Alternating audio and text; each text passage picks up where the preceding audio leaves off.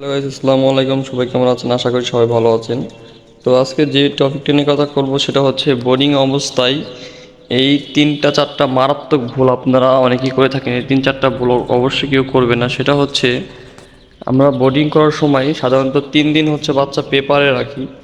তো পেপারে রাখার সময় দেখা যাচ্ছে বাচ্চা পেপারে রাখার নিয়ম, তো অনেকে দেখা যাচ্ছে যে পেপারটা নোংরা হয়ে গেছে, ভিজে গেছে। আপনারা পেপারটা চেঞ্জ না করলে তাহলে দেখতে পারবেন ওই পেপারে যদি বাচ্চা এরকম ময়লা জমে যায়। পেপার আমরা সাধারণত দিনে 3বার চেঞ্জ করি।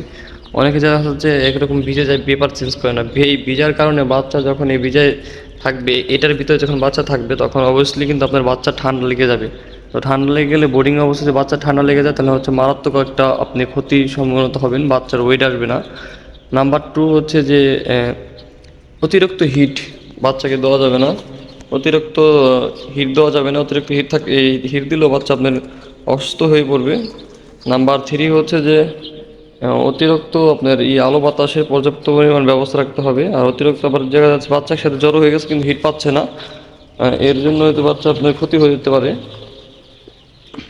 সবাই এই পর্যন্তই। আর হচ্ছে এই মারাত্মক একটা ভুল করবেন না, পেপার সাধারণত হচ্ছে আপনারা প্রতিদিন 2বার সাধারণত চেঞ্জ করে দিবেন। কারণ পেপারটা হচ্ছে যে একদম খরখরে রাখতে হবে। যদি ভিজা থাকে তাহলে আপনার বাচ্চা ঠান্ডা লেগে যেতে পারে। এটাই। সবাই ভালো থাকবেন। আসসালামু আলাইকুম। আল্লাহ হাফিজ।